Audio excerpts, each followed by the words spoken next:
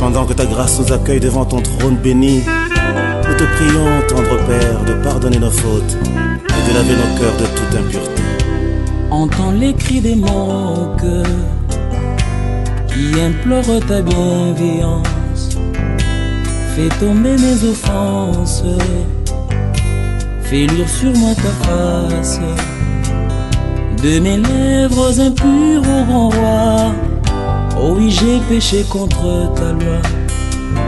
Et mes crimes et mes fautes éternelles, je peux les effacer, Seigneur. Purifie mon cœur, sanctifie ma vie. Ô Saint d'Israël, je te le prie. Purifie mon cœur, sanctifie ma vie. Ô Saint d'Israël,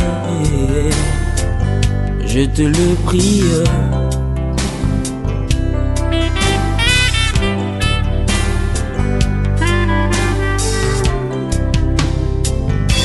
Reçois notre prière, fidèle et tendre Père, pour ce précieux service, agrée nos sacrifices. Reçois notre prière, fidèle et tendre Père, pour ce précieux service, agrée nos sacrifices. Par le sang de ton Fils Jésus, Père, oublie nos iniquités, que nos mains purifient se lèvent pour contempler ta royauté. Purifie nos cœurs, sanctifie nos vies, au sein d'Israël. 6, 7, 8, Te le prions. Allons-y, on commence. Que la grâce et la paix vous soient multipliées, peuple des salut.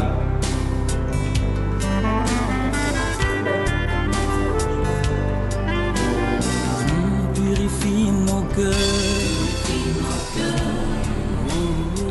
Sanctifie nos Non, je sais, quand il commence à parler, les personnes commencent à venir. Je me disais, nous te prions. Je peux prendre mon bien cahier.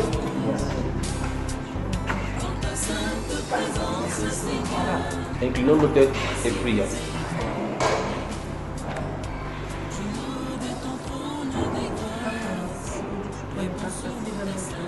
Ça va être long. Le truc, je connais pas. Je vais éviter les commentaires. Tendre Père, nous te sommes reconnaissants pour cette autre soirée que tu nous accordes ici, dans cette merveilleuse ville, que tu as décidé de châtier pour amener le cœur à toi. Merci Père pour tout ce que tu fais ici au Sénégal. Merci pour nous qui sommes rassemblés ici ce soir. Merci pour le cœur que tu ramènes à toi. Que ton nom se soit glorifié au nom de notre Seigneur Jésus-Christ, nous avons prié. Amen. Amen. Qu'est-ce que vous avez remarqué en lisant Marc chapitre 5, 6, 7, 8 et 9? Jésus guérissait. Oui. Il guérissait les malades, chasser les démons. Chasser les démons. Voilà, il y avait des sourds, muets, des aveugles, des gens malades, mais il y avait aussi des gens possédés par Satan. Et en lisant ça, qu'est-ce que ça t'a fait? Qu'est-ce que ça t'a dit? Ça m'a dit. Qu'est-ce que ça m'a dit? En fait, ça m'avait pas l'air inconnu, c'est quelque chose qui m'est très familier. En fait, en lisant, il y a eu aussi le partage de tous les gens qui suivaient Jésus. Et c'est où le passage où on parle, où il a multiplié le pain, le poisson, voilà. Et qui s'est fait connaître aussi. Oui, la Non, moi je fais le chapitre 5. Oui, au chapitre 5. Non, je relève. C'est bon là? C'est bon? Oui. Donc, le chapitre 5, j'ai relevé le même truc. Le fait de chasser les démons, de les chasser sur un troupeau de pourceaux, là. La femme qui saignait, qui l'a guérie. Et la fille qui était, qui était morte et qui l'a ressuscitée. Voilà. La petite fille de 12 ans. Donc ce soir, nous allons voir le sujet prendre soin de notre intérieur. Prendre soin de notre intérieur. Tu as fini ma chère? Viens parce qu'on va bientôt commencer là. Bonsoir Assali. Bonsoir. Les gens disent bonsoir à ralenti. Bonsoir Assali. Bonsoir. Bonsoir Assali. Bonsoir. Et voilà. Donc le sujet c'est prendre soin de son intérieur. Nous allons voir ce sujet en partant de... Si vous aviez lu jusqu'au chapitre 9. Tu as lu le chapitre 9? Moi j'ai été jusqu'à chapitre 9. Oui, tu as vu là où il a dit qu'on peut enlever les yeux, jeter au fou et ainsi de suite. Donc on va travailler là-dessus. Notez aussi Matthieu chapitre 15 maintenant.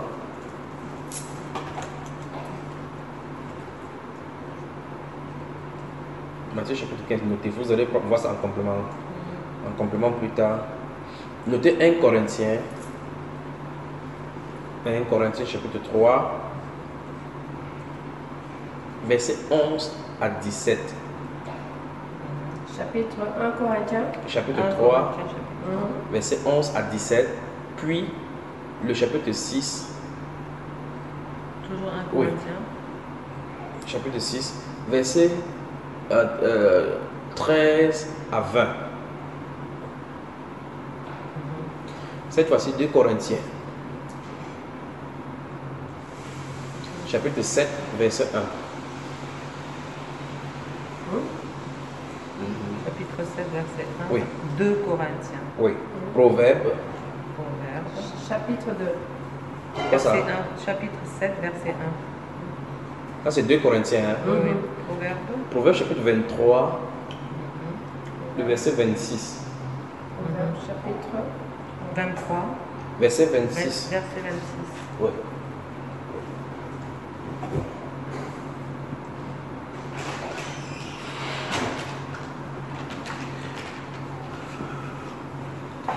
Chapitre 4 Chapitre 4 de de Proverbe. Proverbe. Proverbe, chapitre 4. 4, verset 20 à 23.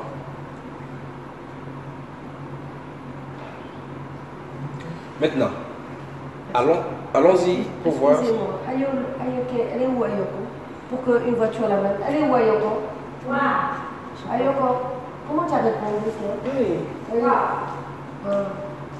Est-ce que donc Etienne Boum est pourquoi tu n'as pas dit à la voiture de t'amener à Love Massage? Essaye de le rappeler. Prends mon téléphone. Qu'ils te prennent ici à Love Massage. Etienne n'a qu'à la déposer. Comment on prie? Oui. Sinon, il va faire tard. Son taxi va venir la chercher. Tiens, Ayoko. À Love Massage. Love, tu lui dis après Sally Center en allant vers Gataru, c'est marqué Love Massage. Demande à Etienne, va avec lui, fais le numéro, tu appelles sur la puce de tiens.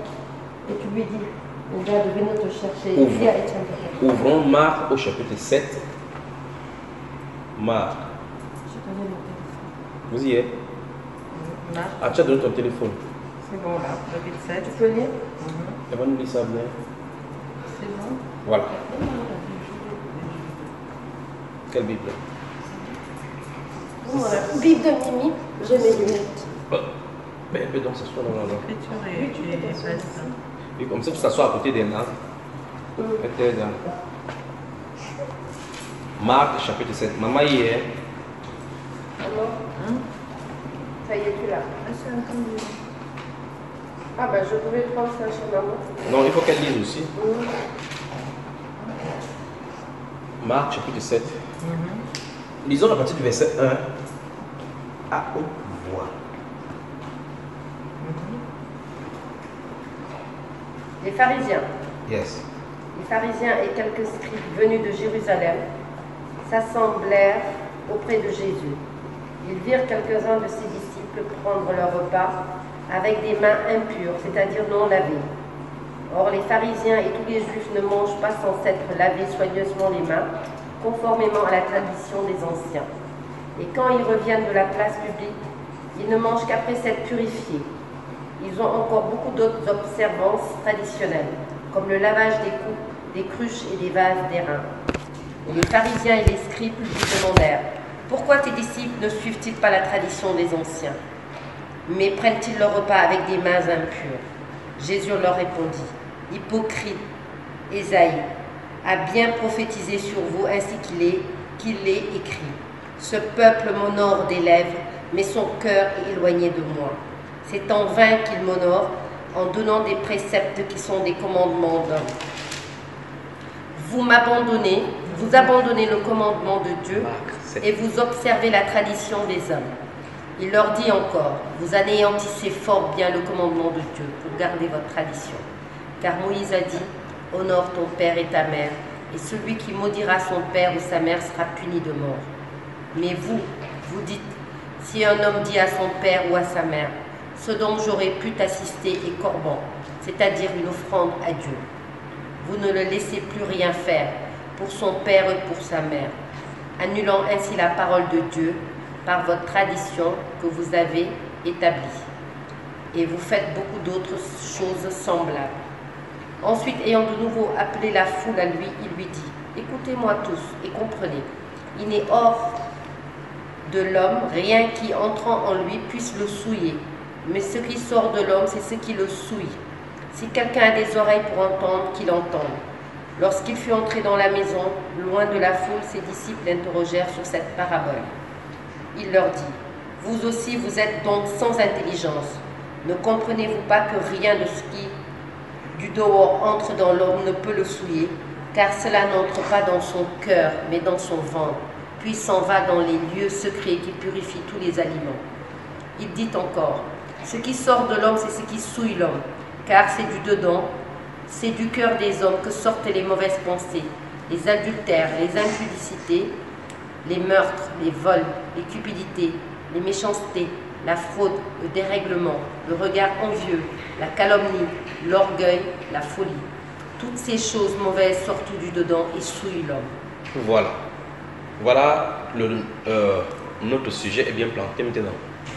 Le titre, c'est quoi? Le thème que nous allons voir aujourd'hui. Non, c'est que nous allons voir aujourd'hui. Prendre soin de son intérieur. Prendre soin de son intérieur. Ici, nous voyons effectivement l'extérieur. Je crois que cette fille est rentrée là. Et donc, le Seigneur Jésus confronte les pharisiens qui, d'après eux, ont fixé des traditions. Lorsqu'on va dans un lieu public, à notre retour, nous allons laver les mains, nettoyer les peaux, c'est saluer. Lorsqu'on salue les gens, comme d'autres religions ont des traditions aujourd'hui, il faut forcément nettoyer les mains, faire les ablutions, et ainsi de suite. Et Jésus a dit, quand vous faites les ablutions et que vous nettoyez vos oreilles, c'est ce qui est à l'intérieur qui pose problème. Jésus a bien positionné ici que ce qui entre à l'intérieur ne souille pas, mais c'est ce qui en sort. Il dit que le cœur est le siège donc de tout ce qui peut souiller la vie humaine. Une question donc se pose. Nous nettoyons dans notre extérieur. Nous prenons soin de notre extérieur. Qu'en est-il de l'intérieur? Ouvrons 1 Pierre, chapitre 3. Et voyons donc, pour les femmes, puisque vous tous ici êtes les femmes, vous pouvez voir, c'est encore venu là, non? Non, 1 Pierre, pour voir ce que Dieu recommande par rapport aux femmes, principalement, pour que vous voyez de quoi je suis en train de parler. 1 Pierre, chapitre 3. Regardez, souvenez-vous de ce que Jésus a dit tout à l'heure là. Il a cité les différentes choses, il a énuméré les choses qui sortent. Il a énuméré les choses qui sortent du cœur et ce qui souille l'homme. 1 Pierre, chapitre 3, à partir du verset 1 jusqu'au verset 7. Allons-y. 1 Pierre, c'est 2 Pierre. Oui, il faut que ça s'y lise.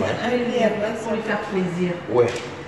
Femmes, soyez de même soumises à vos maris, Oui. afin que si quelques-uns n'obéissent point à la parole, ils soient gagnés sans parole par la conduite de leurs femmes.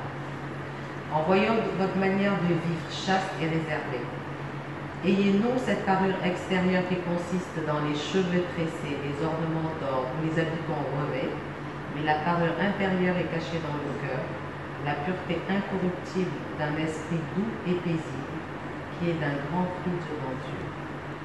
Ainsi se parlaient autrefois les saintes femmes qui espéraient en Dieu, soumises à leur mari, comme Sarah, qui obéissait à Abraham et l'appelait son Seigneur. C'est d'elle que vous êtes devenues les filles, en faisant ce qui est bien, sans vous laisser troubler par aucune crainte.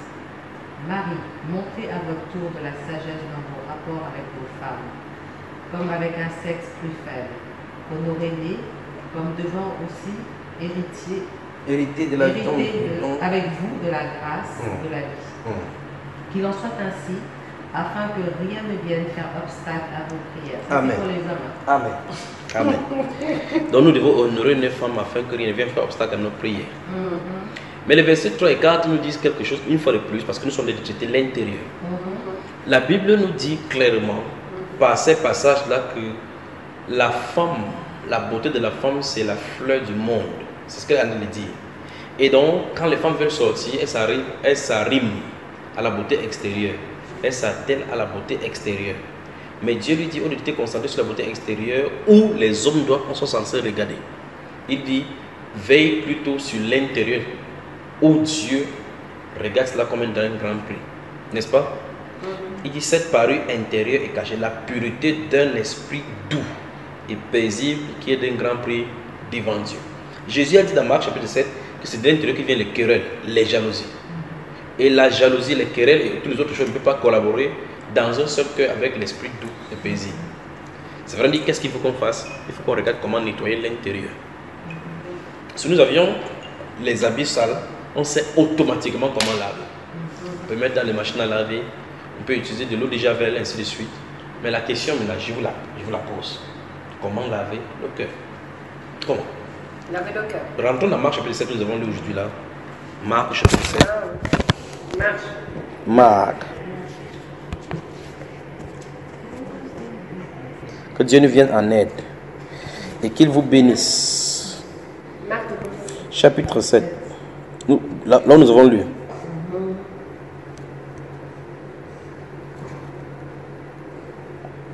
On y va.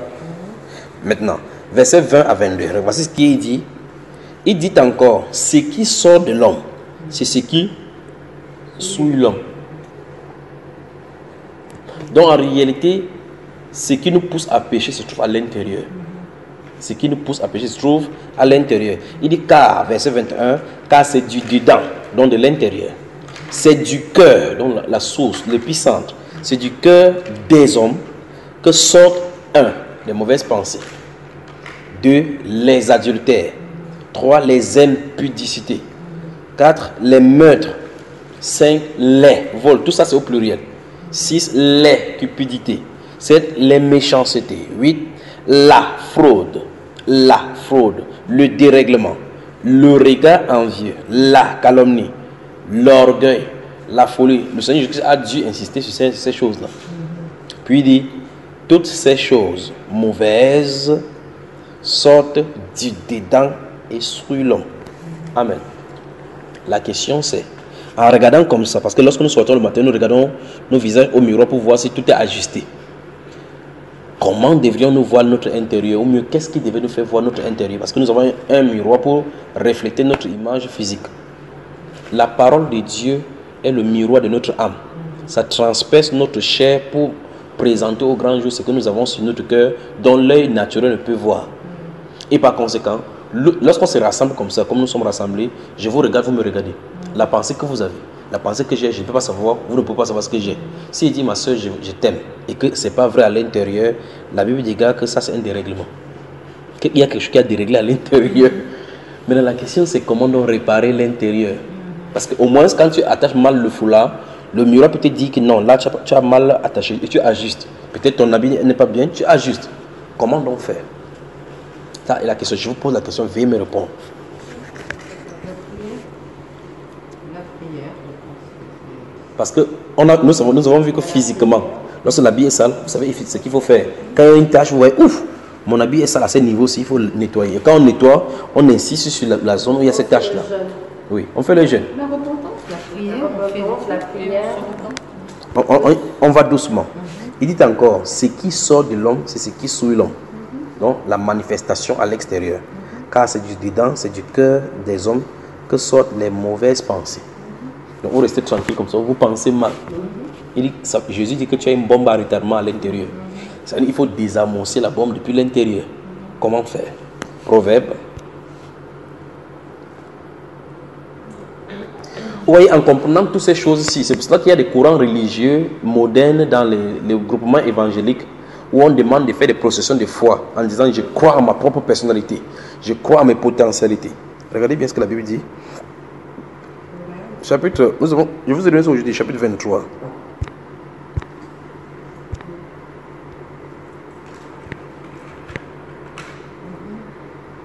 Proverbe, chapitre 23.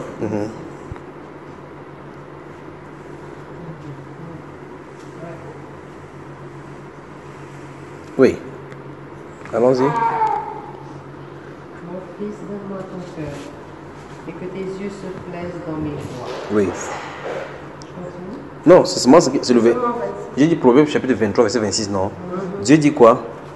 Mon fils, donne-moi ton cœur, Oui. et que tes yeux se plaisent dans mes voies. Il dit, mon fils, donne-moi ton cœur et que tes yeux se plaisent dans mes voies. On se pose la question, et comme nous allons voir dans quelques versets tout à l'heure, nous sommes dans le Proverbe là, non? On se pose la question, pourquoi Dieu demande à ce qu'on lui donne le cœur, à votre avis? On est la foi. Non, il dit pourquoi il demande le cœur. Parce qu'on a dit que c'est l'amour. Oui. C'est l'émotion, c'est le plus important, c'est ça qui fait qu'on est vivant. Oui. Il y a quoi dedans? Pourquoi Dieu veut ça? Il n'a pas demandé les yeux. Il n'a pas demandé la main. Parce que le cœur, c'est le plus important. Si tu n'as pas un cœur qui bat, tu es mort. Voilà. Sans cœur, ça veut dire que tu n'as pas la foi, tu n'as pas l'amour, tout ça vient du cœur. Donc Dieu veut que notre cœur soit occupé par lui. Par lui. Et à ce moment-là, nos yeux ne verront que ce qu'il veut qu'on fasse pour lui. Applaudissons pour la sœur là. Vous avez cela? Ça veut dire que lorsqu'on a des cœurs, en réalité, les choses que nous avons en nous sont entretenues par les choses qui sont à l'extérieur. Remarquez bien, il dit, tout à l'heure nous avons lu la Marc chapitre 7, il dit que les regards envieux, prenons par exemple le regard envieux.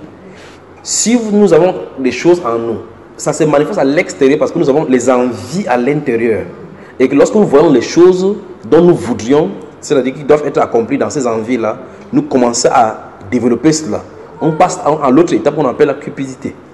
Vous voyez? Et par conséquent, toute la force humaine sera travaillée dans cette direction-là pour posséder ce qu'on a envié. Je ne sais pas si on se comprend. Et donc, c'est vrai, oui, et là maintenant tu as dit, le Seigneur veut effectivement qu'on nous donne le cœur afin que il met en nous ce que nous voulons, il veut que nous voyons et que nous voyons au travers de nos yeux ce qu'il veut que nous voyons. C'est ça, c'est parfait. Voilà le pourquoi il demande le cœur. Il dit, mon fils, donne-moi ton cœur et que après tu vas donner le cœur, et que tes yeux se plaisent à mes voies. C'est vrai, on dit, il faut qu'on défocalise nos yeux, nos regards sur les choses de la terre qui nous attirent. Puis focaliser sur la parole. Pour en réalité, lorsqu'on focalise nos yeux sur la parole, ça nous donne la reprogrammation à l'intérieur. Et au fur et à mesure qu'on plonge les regards dans la parole nous nettoie sans qu'on ne le sache comment. De la même façon, comme vous mettez l'eau de Javel dans de l'eau, vous mettez l'habit et que cet habit-là avait des taches. Subitement, vous voyez que la tache a disparu sans que vous ne soyez comment. Il faut qu'on soit plongé dans la parole avec nos yeux. Au fur et à mesure, la parole traverse au-devant de nous. Ça nous transforme en son image. Amen. Amen. Chapitre 4 du Proverbe.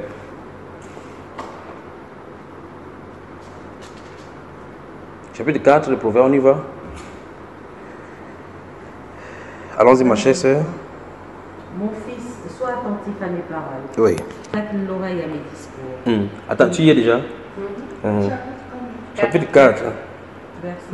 J'ai parié que si on lui avait donné le... Ma soeur, maman veut lire. Laisse-la lire. Maman lit d'abord. Excuse-moi. Maman. Non, en fait, quand elle lit, on n'entend pas. Tu entends? Maman lit là-bas. Maman lit aussi, parce que quand maman ne lit pas 2 minutes, elle peut être dehors.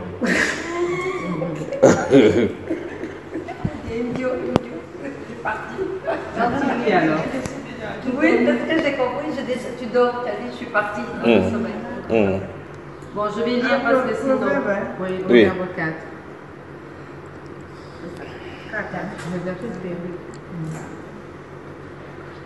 Oui. Écoutez mes fils, l'instruction d'un père. Tu es sérieux? Et soyez attentifs pour connaître. Non, à partir du verset 20. Mais ce proverbe chapitre 4 là, serait bon que tu prennes à la lecture quand tu seras à la maison doucement, parce qu'il y a beaucoup de conseils. Oui. Non, j'ai dit quand tu seras seul, non? Oui, je le commencerai. Voilà. Donc, prenons donc les versets 20 à 23. Proverbe 4, moi j'avais fait de 20 à 23, je l'avais lu ce matin. Tu as lu ça le matin? Voilà ce que j'ai fait. Tu as eu la révélation de ce que nous ferions alors ce soir? C'est là, hein, je l'ai lu sur la table. C'est son maestro. Un maestro. Non, on ne s'est pas parlé. Ah bon? Ah non, pas du tout. Non, mais attends, même si elle avait parlé, on n'a pas parlé de cela aujourd'hui. On n'a pas parlé de ça, non? Ça fait partie de. J'ai fait Proverbe 8, 17 à 21, j'ai fait plusieurs. Oui. Et le dernier que j'ai fait, c'est Proverbe 4, de 20 à 23. Éphésiens 6, de 10 à 18. Waouh. C'est tout ce que j'ai fait aujourd'hui. Waouh. Non, tu es inspirée. Elle est inspirée. Ouais. C'est vrai. Mon fils, sois attentif à mes paroles. Prête l'oreille à mes discours. Qu'ils ne s'éloignent pas de tes yeux, garde-les dans le fond de ton cœur. Car c'est la vie pour ceux qui les trouvent. C'est la santé pour tout leur corps. Garde ton cœur plus que toute autre chose, car de lui viennent les sources de la vie. Écarte de ta bouche la fausseté, éloigne de tes lèvres les détours, que tes yeux regardent en face et que tes paupières se dirigent devant toi. Voilà. Maintenant, il dit garde ton cœur. Garde ton cœur. Ça c'est verset 23 là, non? Oui. Lis. Garde ton cœur plus que toute autre chose. Oui. Car de lui viennent les sources de la vie. Vous voyez, effectivement, si on s'attelle seulement sur ces versets, vous allez voir effectivement que depuis nos gouvernants, les plus sages et autres là, voici les petits conseils. C'est pour ça que la Bible déclare: mon fils, garde mes paroles, garde mes préceptes dans ton cœur, ça te préservera. Ces choses-ci, à l'école, on ne peut pas apprendre ceci. Or, ces choses-ci, si Dieu avait permis qu'on enseigne ça à l'école, il y aurait moins de péchés. Parce qu'en réalité, vous allez voir un être humain qui est tellement riche, tellement nanti, et tellement nanti, non seulement de façon intellectuelle, mais avec des diplômes aussi. Ces petites choses du royaume ne doit pas le savoir. Qu'est-ce qu'il va garder? Il va faire tout et tout pour garder le code secret de sa maison, le code secret de son coffre-fort. Il va garder de façon précieuse les codes concernant sa vie. Vous voyez, les codes de mots de passe, de quoi que ce soit. Mais ce qui est plus important, son cœur est vulnérable et à découvert. Mais Dieu dit quoi? Mon fils, garde ton cœur plus que toute autre chose. Mais lui, il va garder les milliards, garder des millions. Parce qu'il a fait son trésor se trouve là-bas. Et Jésus dit, là où il y a ton trésor, là aussi sera son cœur. Son cœur a été défocalisé pour se focaliser sur le matériel. Vous suivez, n'est-ce pas?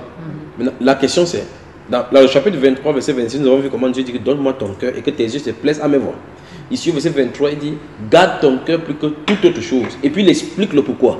Il dit qu'en réalité, parce que c'est de lui, les sources de la vie. Ça veut dire que s'il y a n'importe quoi à planter, c'est à l'intérieur que ça doit se retrouver. La question c'est, dès le départ, Jésus a dit, les vols, les adultères, les impudités, les meurtres, les calomnies, les cupidités, tous les autres dérèglements, la fraude, viennent de l'intérieur. Qui les a plantés?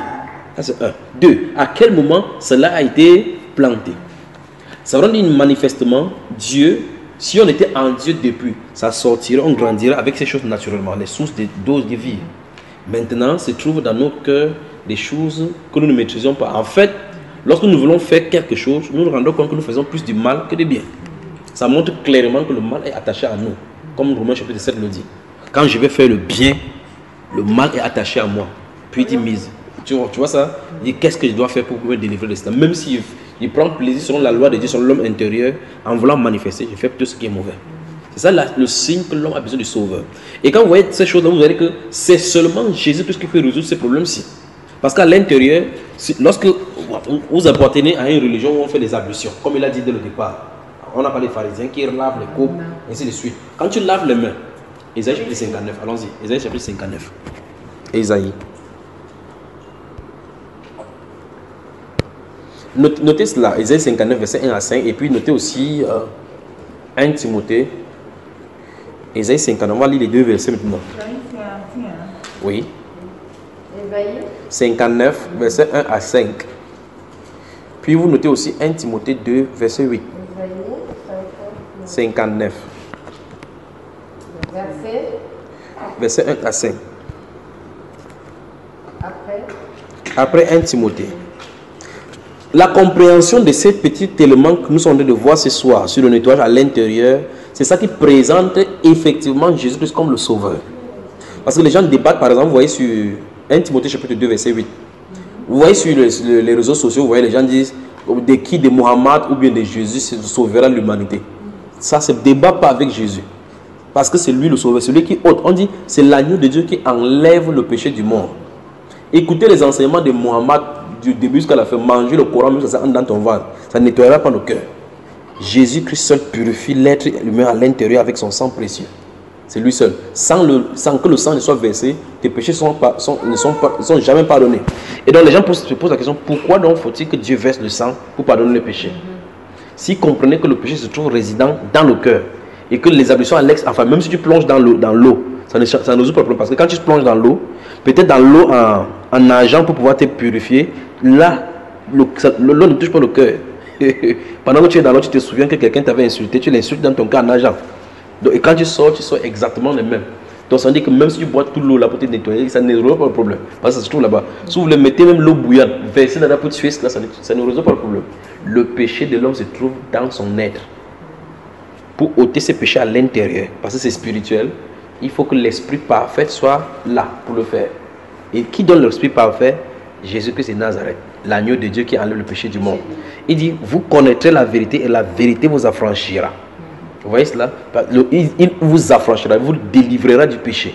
En connaissant la vérité. Le simple fait qu'on connaisse désormais que 1, nous devons donner notre cœur à Dieu. 2, nous devons garder notre cœur plus que toute autre chose. 3, tout ce que nous faisons sur la terre est conditionné parce qu'à l'intérieur de nous, ça commence à voir que nous avons besoin d'un sauveur. J'ai besoin d'un sauveur. Supposons que par exemple, vous m'écoutez maintenant. Vous êtes quelqu'un qui calomnie. Peut-être vous entendez ici, en 2 minutes, vous avez dit ici. Vous avez des problèmes. Je te dirais un secret que ne dis pas à quelqu'un. Dès que je me tourne, tu vois celle-ci, Rose, tu dis, Rose, je te dis ça, c'est un secret. Ne dis à personne. D'abord, garde ça dans ton cœur. Si je te fais confiance, hein, bon, toi tu lui fais confiance, pourquoi toi-même tu n'as pas gardé le secret? Quand elle va aussi sortir, tu vas dire, toi tu es ma copine. Je te dis seulement, voici le secret que j'ai dit, qui est sorti comme ça, en une personne, 2, 3, 4, 5 personnes. Vous voyez, la Bible déclare donc que celui qui dévoile le secret divise les amis. Maintenant, nous sommes dans un dilemme maintenant. Cette personne, ce qui a divulgué en premier lieu, a des problèmes, a besoin de solutions. D'autres, en voyant qu'elles ont insulté, vous voyez les gens qui insultent comme la mitrailleuse. Quand ils disent quelque chose, je ne sais pas comment vous insultez ici au Sénégal. Ça sort comme ça, comme les fusils là, vous voyez, n'est-ce pas? Après, quand ça sort, vous voyez, tu vois maman, non? Quand ça sort, la personne a mis la main sur le visage, sur la langue, comme ça. Ça montre qu'il y a quelque chose à l'intérieur. La seule personne qui peut résoudre le problème intérieur, c'est le Seigneur Jésus. Voilà pourquoi il est venu. Ésaïe chapitre 59. Oui. Je pose une question. Oui. Est-ce qu'il est... Je pense que c'est possible. Oui. Il y a des gens qui ne sont pas nécessairement chrétiens ou croyants. Oui. Qui sont habités par... qui ont entre... Ah oui, mince, excuse-moi. Oui. Il y a des gens qui ne sont pas nécessairement croyants ou qui n'ont pas aucune connotation, aucun truc religieux. Oui. Mais qui sont bons. Oui. Je veux dire, voilà. Qu'est-ce qu'on... Ils ne sont pas forcément, ils ne suivent pas, ils ne sont pas basés sur la parole. Voilà. C'est parce qu'il existe forcément quelques... Ouais. Bon, écoutez très attentivement. Ouais. La Bible dit que lorsqu'on cache un de ses œufs, il y sort un venin, un serpent. Et le meilleur d'entre eux est comme un scorpion. C'est ce que la Bible déclare. Donc le bon comportement n'est pas le problème. Vous allez voir par exemple, je prends un exemple simple. Vous voyez, 99% des terroristes qui sont fait exploser ou commis des bombes, lorsqu'on demande à leur entourage, à leurs professeurs, on dit que c'était un enfant calme, respectueux, et autres là, qui n'étaient pas désordonnés. Parmi tous les terroristes, la question c'est, si on se basait sur le comportement extérieur, on saura que non, c'est parce que la personne est meilleure, parce que la majorité d'entre eux sont meilleurs. Si vous voulez voir les gens qui sont meilleurs dans le comportement, observez les francs-maçons et les rosicruciens. Voilà, ils sont à l'extérieur. Mais le vrai problème, c'est qu'à l'intérieur du cœur se trouve une bombe à retardement. On se comprend. Oui, mais ce que je veux... Oui. Ça veut dire qu'en réalité, le comportement qu'on a à l'extérieur, il y a un effet dormant de bombe à l'intérieur, toujours. Oui, mais ce qu'on dit tout à l'heure, c'est Oui. que le Seigneur dit que tout ce qu'il a décrit là est au niveau du cœur, c'est ce qui sort. Oui. Or, ce qu'on peut observer, c'est que quand quelqu'un se comporte d'une certaine façon, on peut présupposer Oui. qu'il est, en tout cas, qu'il respecte en tout cas les préceptes, ce que le Seigneur Là, dit. maintenant, je te pose la question. Ouais. On va prendre un cas, par exemple, dans Saint-Marc, chapitre 7. Jésus, notre Seigneur, a dit, car c'est de l'intérieur que viennent les adultères. Tout à fait. C'est quoi un adultère? C'est avoir des pensées sur... Penser ou des actes. Oui, quelqu'un... Adultère, c'est avoir des pensées sur qui sont sexuelles. Voilà. C'est ça, l'adultère. Bon, maintenant, prenons quelqu'un qui a un bon comportement. Un monsieur qui est respectable et respecté de tous. Mais quand il regarde la femme, il te regarde, tu ne sais pas ce qu'il pense. Pourtant, à l'intérieur de lui, il te déshabille. Comment tu vas savoir que celui-ci a un bon comportement? Voici, on met le miroir de Dieu, vous voyez effectivement que son cœur, il est un adultère. Mais pourtant, physiquement, il ne le fait pas. Parce que Jésus, notre Seigneur, a dit, si quelqu'un regarde une femme pour la convoiter avec elle, il a déjà commis adultère dans son cœur. Tu vois cela, n'est-ce pas? Donc, parlons pas avec l'impudicité. Mais le problème, c'est qu'il dit qu'il a commis adultère avec elle. Donc, ça veut dire que si c'est une femme et que la femme a un bon comportement, s'habille sexy pour faire tomber les gens et qu'on la convoite, elle a aussi commis adultère. Mais quand vous allez la voir, vous allez dire que cette personne a un bon comportement. C'est pour cela que le standard est du côté de Dieu. Qu'est-ce que Romains chapitre 3 dit? Il dit, tous, sans exception, tous ont péché. Ils sont privés de la gloire de Dieu. Et il conclut donc, tous sont gratuitement justifiés. Il n'y a personne, il n'y a aucun qui fasse le bien, pas même un seul. C'est pour ça que Jésus-Christ devait venir. Ça veut dire que s'il y avait une possibilité que quelqu'un soit là, ayant un bon comportement et ne pouvant pas pécher, et qu'il n'y ait pas de péché en lui, Dieu aurait dû sélectionner celui-là pour pouvoir résoudre le problème des hommes. Mais comme il est un homme, il a forcément ça à l'intérieur de lui, parce que tous naissent dans le péché. Et quand on est dans le péché n'habite pas en un autre, c'est dans le cœur. Sinon, pour cela, quelqu'un, vous allez voir quelqu'un qui est calme, et à un moment donné, quand il se fâche, vous entendez que c'est la goutte d'eau qui a débordé de vague. Vous dites, cette personne-ci ne se fâchait pas. Non, si se fâche là, c'est que c'est grave. C'est moi. En réalité, c'est une bombe à retardement. Quand vous entendez quelqu'un dire que non, là alors c'est le goutte d'eau. Il y a quelque chose à l'intérieur. Ça fait longtemps que ça bouillit à l'intérieur. Exactement. Mais tant que ça ne s'est pas manifesté, vous ne pouvez pas le manifester. Voilà. Vous voyez un pauvre, quelqu'un dans la pauvreté, vous vous dites, oh, cette personne se souffre. Oh, que Dieu le bénisse. Et cette personne, c'est avec une femme. La femme le supporte dans la pauvreté. Et cette personne, maintenant, subitement, un de ces jours, Dieu lui accorde la grâce, il trouve le travail, il a le bien matériel. Il commence maintenant dans l'adultère, par-ci, par-là, il ne donne plus à la maison. Il boit la bière, et ainsi de suite. Ce n'est pas l'argent qui a transformé cette personne-ci. C'était des états dormants en lui. Il a fallu maintenant qu'il tombe sur ce qui va faire fleurir ce qui était en lui. Dieu fait ces choses-là chaque fois pour nous montrer que nous avons des problèmes. Voilà pourquoi Dieu a fait cela. Et même les Juifs dans le désert, quand Dieu leur a donné la loi, ils savaient qu'ils ne devaient pas observer la loi. C'est pour cela qu'il a donné la loi, pour que l'homme se rende compte qu'il a un problème. La loi donc a été comme un mémorandum pour nous montrer clairement que vous avez un problème. Vous avez besoin d'un sauveur. Voilà le but pour lequel la loi a été donnée. La loi voulait montrer pour montrer que tu es pécheur. La loi ne dirait pas que ça, la loi ne voulait pas que tu saches que tu es pardonné ou bien que tu dois pardonner le péché. Non. La loi voulait montrer aux gens, je crois que je vais vite là maintenant. La loi que Dieu a donnée aux Juifs, c'était pour leur indiquer que vous avez des problèmes. Voilà le but. Pour révéler en réalité notre exactement. nature. Parce que la Bible déclare que je n'aurais pas connu l'adultère si la loi n'aurait dit tu ne commettras point d'adultère. Or, comme la loi a dit tu ne commettras pas d'adultère, à l'instant où il a entendu ça, ça a saisi n'importe quel converti dans lui qui commet l'adultère pour montrer clairement qu'il y a le problème. Vous voyez, cet enfant-ci, elle ne sait pas le problème. Elle est comme ça, elle est adultère, n'importe quoi que vous pouvez savoir, tout cet enfant-ci. Mais le problème, c'est que c'est à l'état, c'est un état, quoi, qu'on appelle ça, c'est un caractère récessif à l'intérieur d'elle. Quand elle va grandir, elle va se manifester. Vous dites, cet enfant-ci, elle a appris ça où? Vous allez voir un enfant d'1 an à l'intérieur dans une maison qui n'a jamais vu la pornographie, commence à se masturber. Vous posez la question, où est-ce que cet enfant... Comment tu me regardes comme ça, ma soeur? Vous entendez les enfants? C'est pas ça. Non, mais on t'écoute. Les enfants, vous voyez les enfants jouer papa et maman. Ils disent que non, c'est sûr que c'est parce que papa et maman ont fait. Alors que le papa et maman font tout et tout pour se cacher des enfants. C'est à l'intérieur, ça se trouve. C'est pas parce qu'il a vu. Puisque les aveugles font l'amour, pas vrai? Si quelqu'un est né aveugle, il fait l'amour qu'il lui a montré.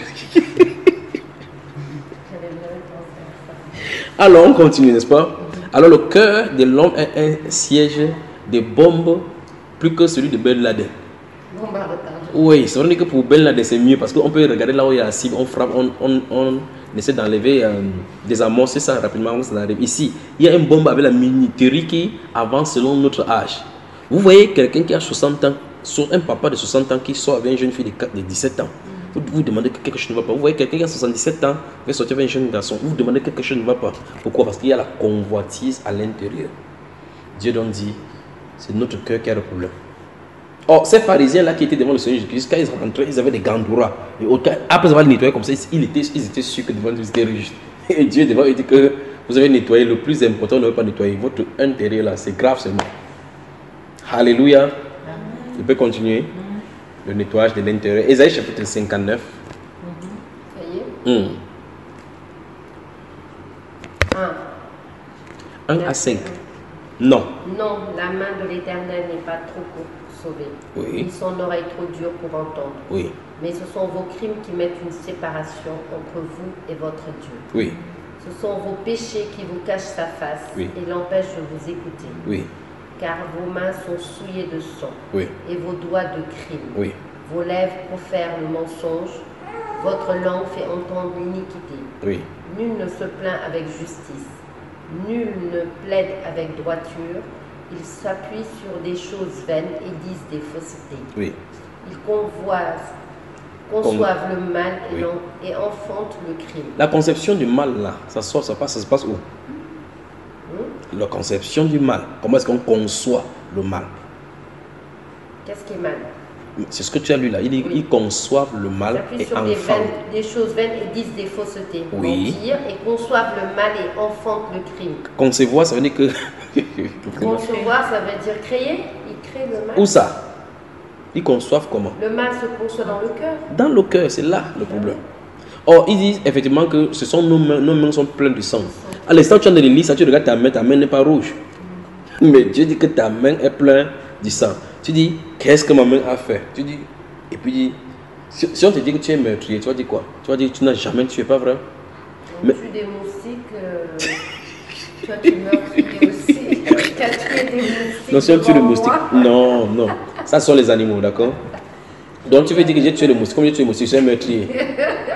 Voilà. Alors, dans le livre de 1 Jean, chapitre 3, verset 13, la Bible nous dit que quiconque hait son frère est un meurtrier. Et une fois de plus, la haine habite dans le cœur. Donc vous allez voir quelqu'un est calme comme ça. Vous dites, tu connais Ali, il dit non, lui, je le déteste, je ne veux même pas entendre parler de lui. À l'instant où tu as quelqu'un dans ton cœur que tu hais, sache que devant Dieu, tu es exactement comme Caïn, qui avait tué Abel. S'il y a quelqu'un qui a fait n'importe... C'est pour ça que Jésus dit, pardonnez-nous nos offenses comme nous pardonnons aussi à ceux qui nous ont offensés. Et il dit que si vous ne pardonnez pas vos offenses, votre Père Céleste ne vous pardonnera pas non plus. C'est pour ça que l'un des grands messages chrétiens, c'est le pardon. C'est-à-dire que s'il y a quelque chose, quel que soit ce que quelqu'un vous a fait, vous devez pardonner. Si une personne a quelque chose contre toi depuis des années et que tu le gardes dans le cœur, personne ne peut savoir. Mais à entendre la voix de la personne, à se souvenir, peut-être tu peux entendre parler de la personne et vous voyez effectivement que ce qui remonte, vous avez un problème. Donc à cet instant-là, la Bible t'appelle meurtrier. Que tes mains sont souillées de sang.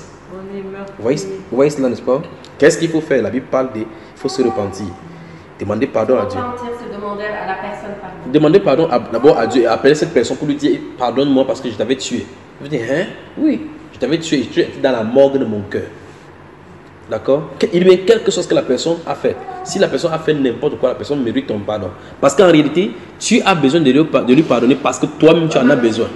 Sinon, parce que toi-même tu es comme lui. Non, mais grave encore, parce que quand tu as bloqué le pardon comme ça, Dieu a bloqué le pardon comme ça, toutes les prières ne seront jamais exaucées. Parce que Jésus-Christ a mis directement la relation entre l'exaucement de la prière et le pardon sur la terre. Il a dit que si vous ne vous pardonnez pas, non, votre Père Céleste ne vous pardonnera pas non plus vos offenses. Ça veut dire que tes péchés, chaque péché que tu vas commettre à partir de là seront retenus contre toi. Alors vous voyez effectivement qu'il faut un travail de l'intérieur, un nettoyage profond de l'intérieur. Ceci se passe par un examen quotidien, minutieux, perpétuel et habituel de nos habitudes au travers des Saintes Écritures. Parce que chaque fois nous venons au miroir pour voir si tout est bien. Donc chaque fois également il faut aller dans les paroles. Et ce n'est que la parole qui peut nous corriger, parce que dans 2 Timothée 3,16, il est dit que toute écriture est inspirée de Dieu, utile pour corriger, pour enseigner, pour exhorter, afin que l'homme de Dieu soit prompt à toute justice. Donc ça veut dire que l'écriture te corrige. Quand tu lis dans l'écriture, la Bible déclare, ne vous mentez point les uns les autres. Mais à mon chef, il m'a dit que c'était blanc alors que c'est noir. C'est quand même le mensonge. Parce que la Bible déclare, si un seul mensonge est retenu, tu n'entreras pas au ciel. Un seul mensonge. Donc tu dois dire la vérité coûte que vaille. Supposons que tu travailles quelque part et que le patron dit, les fiscs dérangent cette fois-ci. Il faut changer le chiffre-ci. Au lieu de mettre 100 000, mettre 10 000. Parce qu'il y a seulement un seul zéro. Le zéro que tu as mis là-bas, c'est le zéro sur ton arbre de vie. Qu'est-ce qu'il faut faire? Deux choses l'une. Soit tu obéis et tu maintiens ton emploi, tu refuses, le patron t'enlève, et puis tu es en règle avec Dieu. Voilà comme ça la vie chrétienne où on doit être radical à tout moment. Or, Dieu dit, comment ma chère? Parce que je vais revenir sur le pardon et le salut. Oui. Voilà. Alors donc, or, la Bible déclare dans la Isaïe 59 que nos mains sont souillées de sang. Chaque fois qu'on lit, j'ai parlé des Écritures tout à l'heure comme étant le miroir de notre âme. Si on lit comme ça, on s'arrête. Vous dites, meurtrier, vous devez poser la question, comment Dieu dit que ma prière est bloquée parce que je suis meurtrier? Je dois me poser la question. Suis-je meurtrier? Qu'est-ce que veut dire meurtrier d'après la Bible? Et puis la Bible répond, quiconque hait son frère est un meurtrier. Donc le meurtre pour Dieu, ce n'est pas l'assassinat où on verse le sang. Il suffit de haïr. Alors maintenant, je passe maintenant mon cœur au pain fin. Qui est dans mon cœur que j'ai retenu? Si je vois une personne, je dépose la Bible, je me mets pardon. Seigneur, pardonne-moi parce que j'étais meurtrier, j'avais tué cette personne. Parce qu'en réalité, toute mauvaise pensée que vous levez contre quelqu'un donne l'opportunité au royaume de ténèbres de terrasser cette personne. Parce que chaque fois que vous haïssez quelqu'un, vous envoyez des nuages sombres vers la vie de cette personne. Et quand ça vient des nuages sombres, cette personne-là, sa destinée est liée à ta destinée dans le mauvais sens. Vous voyez là où on est, il faut qu'on en soit libéré. Amen. Amen. Amen. Bonsoir à Sali. Vous n'êtes pas content, comme il dit comme ça, non? Mais on est obligé de faire la chirurgie esthétique du cœur pour nettoyer et verser l'eau de colonne de la parole dedans. Et puis on va nettoyer. Quand le cœur va sortir, ça va faire les palpitations. Oui. Ce que je veux dire, c'est qu'aujourd'hui, en admettant nous nous sommes baptisés et que nous considérons aujourd'hui que tous nos péchés nous ont été pardonnés, oui, parce que nous aspirons à être des disciples du Seigneur, oui, et nous sommes sur la voie. Et ce que je veux dire... Je me disais de la mettre d'eau. Non, laissez-la comme ça. Laissez-la comme ça. Il y a quelque chose qu'elle veut déféquer là. Soyez concentrés dans la parole. Parce que ça, si ça sort là ou n'importe quoi, ça ne souille pas. Ce qui entre, qui souille. Allons-y. Non, ce que je veux dire, c'est qu'à ce moment-là, quand on parlait justement de sauver, il n'y a que Jésus qui sauve. Oui. C'est un travail, ce que tu es en train de dire. Ça veut dire que c'est une remise en question quotidienne.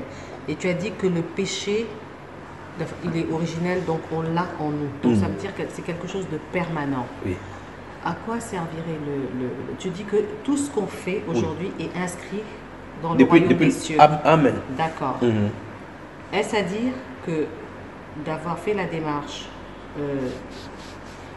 de nous repentir est quelque chose de vain, ou à quoi servirait à ce moment-là le fait d'être sauvé par Jésus? Bonne question. Ouais. C'est là où on se retrouve dans l'évangile de Jésus-Christ. L'évangile de Jésus-Christ consiste à annoncer la bonne nouvelle. Okay. Après avoir accepté la bonne nouvelle, il y a le processus de la transformation et du renouvellement, la déprogrammation de l'ancien système par rapport au nouveau système. Dans Matthieu chapitre 6, par exemple, c'est lui qui apprend à ses disciples à prier. Il leur apprend le principe du pardon. Au sortir donc de la vie, il dit, faites des disciples. Quand on fait des disciples, il dit, enseignez-les à observer. C'est dans le processus où on se retrouve là maintenant. Alors dans Actes chapitre 5, rapidement. Actes des Apôtres chapitre 5. Actes. Oh là là. Mon truc bug.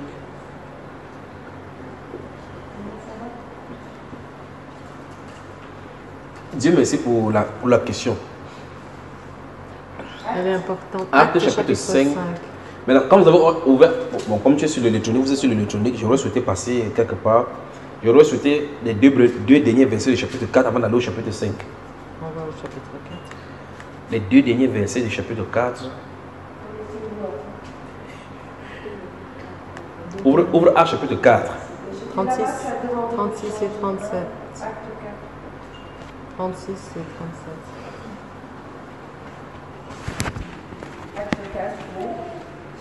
Les deux derniers versets, puisque ça va nous conduire à... Parce que le chapitre 5, verset 1 commence par mais. Avant de lire mais, il faut comprendre ce qui s'est passé en haut. Allons-y. 36 et 37. Joseph surnommé par les apôtres. Oui, Barabbas. Oui. Comment vous avez dit? Barnabas. Voilà, d'accord. Joseph surnommé par les apôtres. Non, j'ai entendu Madame Vaz, c'est pour ça que j'ai dit... Je m'appelle Madame Vaz, Joseph surnommé par les apôtres, Barnabas, ce qui signifie fils d'exhortation. Oui. Lévite, originaire de Chypre. Oui. Vendit un champ qu'il possédait, apporta l'argent et le déposa aux pieds des apôtres. Oui. Après, je vais... Ça, c'est maintenant le chapitre 5. Je voulais que vous compreniez ce qui se passe au chapitre 4 avant le pourquoi on a écrit mais. Mais un homme nommé Ananias avec Saphira, sa femme, vendit une propriété et retint une partie du prix. Oui. Sa femme le sachant, puis il apporta le reste et le déposa aux pieds des apôtres. Oui. Pierre lui dit, Ananias, pourquoi Satan a-t-il rempli ton cœur? Stop. Vous avez vu ça? Nous sommes en pleine église aujourd'hui. Maintenant là. Et Jésus est mort et ressuscité. Il est parti au ciel. Les apôtres ont commencé à prêcher. Les chrétiens ont commencé à se rassembler. Le processus de vie des apôtres, maintenant, c'est les gens avaient des biens, qui avaient des biens matériels, vendaient. Venaient déposer au pied des apôtres pour qu'on fasse la distribution afin que chaque personne soit en égalité. Bon, c'est pour ça qu'on a parlé de Joseph tout à l'heure, nommé par les apôtres Barnabas. Et celui-ci maintenant, donc, chaque personne vendait, venait apporter. Si tu vends à 100 000 francs CFA, tu viens donner tout le 100 000 francs. Ce n'était pas une obligation. C'était poussé par l'amour parce que tu aimais les uns comme toi-même. C'était la preuve qu'on était disciples du Seigneur Jésus-Christ. Maintenant, la Bible déclare mais, un non. On dit mais parce qu'en réalité, quelqu'un s'est comporté différemment par rapport aux autres. Cette personne-ci, avec sa femme, ils ont vendu une femme, leur champ, une propriété qui leur appartenait à une certaine somme. Mais ils ont coupé une partie d'argent gardant. Vous voyez cela? Ça veut dire que s'ils ont vendu à 100 000 francs, ils coupent par exemple 20 000 francs, ils gardent. Ils déposent 80 000 francs. Quand on va distribuer, ils auront encore une part, alors qu'ils ont encore une part d'erreur. Vous voyez cela? Ça, ils seront toujours dessus. Maintenant, l'apôtre Pierre, il le voyant entrer, quand il a déposé. Vous voyez le Saint-Esprit? Vous voyez le Saint-Esprit, quand le Saint-Esprit entre en action. Quand l'apôtre Pierre a dit que Ananias, pourquoi Satan a-t-il rempli ton cœur? Il devait se poser la question. C'est pas normal. Parce que lui, il n'était pas là, il était seul avec sa femme. Il devait se poser la question, mais pourquoi Pierre, comment Pierre peut aller? Parce qu'il ne parle pas avec notre voix, il parle avec la même voix qu'il parle, avec la même tonation. Maintenant, regardez le mot, parce que c'est toi qui as posé la question. Il dit, pourquoi Satan a-t-il rempli ton cœur au point où tu manques au Saint-Esprit? Comment Satan a pu avoir accès à son cœur avec le bon matériel, les réflexions? Quand il est resté avec sa femme, il a dit, mince, chaque jour on va aller donner notre argent là-bas. Non. La cupidité. Tu vois? Oh, c'est quelqu'un qui a été sauvé dès le départ. Ça. Tu vois cela?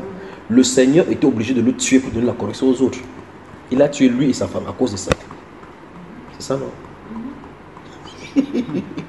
C'est pas moi qui dis, c'est là devant, ça se trouve là devant. Je sais. Alors, c'est pour dire quoi? Remarque bien, ils ont été sauvés. Mais Jésus les a tués sur la terre. Mais ils sont sauvés. Tu vois cela? Pour donner la correction. Or, le problème, c'est pour ça que tout à l'heure, nous avons lu, il a dit, veille sur ton cœur.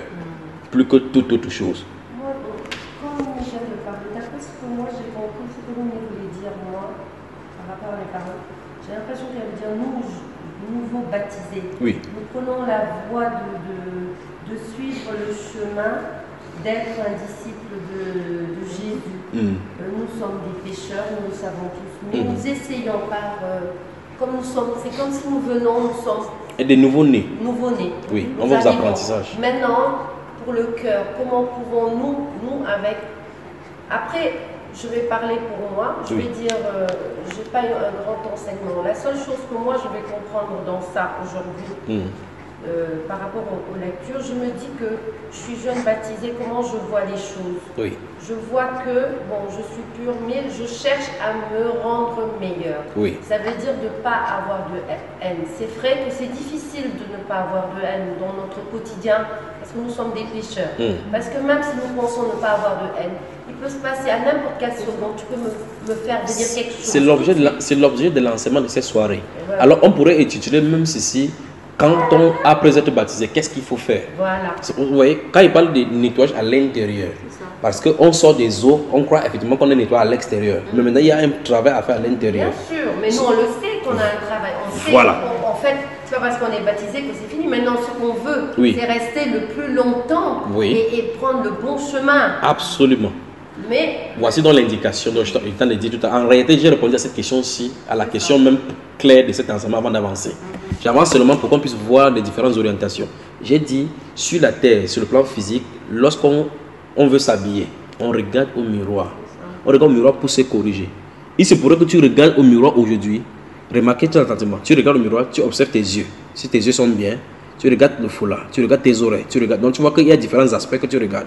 De la même façon, il faut aller dans la parole chaque fois pour regarder. Aujourd'hui, tu vas regarder tel aspect, peut-être ta relation avec les autres. Tu vas regarder ta relation avec le patron, c'est toujours dans la parole. Tu vas regarder telle autre orientation. C'est donc pour cela qu'on ne doit pas quitter la parole. Parce que quitter la parole, vous vous trouvez en plein ténèbres dans le territoire ennemi. Vous voyez cela? Au fur et à mesure, vous développez des caractères qui ne sont pas des caractères chrétiens sans vous en rendre compte. Vous vous rendez compte que vous éloignez des Écritures. C'est donc pour ça que la Bible déclare: heureux celui qui veille chaque jour à mes portes pour en garder le poteau. Et ça, on peut l'avoir qu'en lisant tous les jours. Absolument. Donc, ce travail-là, la Bible déclare que lorsqu'on regarde dans ces miroirs-là, nous sommes transformés par la même image. C'est automatique. Pour le cas du miroir physique, quand vous regardez, vous êtes obligé de faire quelque chose. Mais effectivement, parce que chaque jour, je vais dans certains endroits et puis on a du monde. Je travaille dans un hôtel, du coup, il y a du monde. Il y a des gens qui sont gros, des petits, des grands. On a tendance à regarder avec les yeux un peu. Il n'y a pas d'envie, mais il peut avoir, ça peut être de l'envie. Absolument. Ça peut être aussi la cupidité. Tu vois, non, maintenant, comme tu as compris maintenant qu'il y a quelque chose qui ne va pas, désormais tu vas devant le Seigneur en sortant. Seigneur, voile mes yeux des choses de ce monde-ci. Garde mon cœur que rien ne pénètre. Je te donne le contrôle de mon cœur. Tu vois cela? Quand tu fais cela, tu lui donnes la souris. Parce qu'il a dit: mon fils, ma fille, donne-moi ton cœur. Tu lui donnes cela. C'est ce que je voulais dire. C'est parce qu'il arrive des moments où instinctivement j'ai ces réactions. Et tout de suite, je me reprends. Absolument. Je me reprends même, je dis. Et je dis: oh, que Dieu me pardonne d'avoir eu cette pensée, ce regard. Parce que je me rends compte que ça vient. À force de lire, tu te rends compte qu'on n'est pas là ni pour calomnier, ni pour juger. Ne t'inquiète pas, ne crois pas que tu seras propre devant le Seigneur en un seul jour comme ça, dans ce domaine-là. Non, ça c'est un travail qu'on peut faire. Après, mais pour lui, on pourra pas, pour lui, souviens-toi, pour lui, tu es parfaite. Amen. Tu dois savoir cela. Voilà, c'est ça ma question. Moi, je comprends que c'est effectivement un processus. Pour lui, tu es déjà parfaite. Moi, c'est l'assurance. Oui, donc tu es une sainte. Ne crois pas qu'on va t'appeler Señorita. Plus tard, quand tu vas mourir, non. Tu es sainte déjà, d'accord? Ah bon, et pourquoi? Parce que non, pas par tes mérites. Parce que Christ l'a fait, il a pris ta place afin que tu sois saint.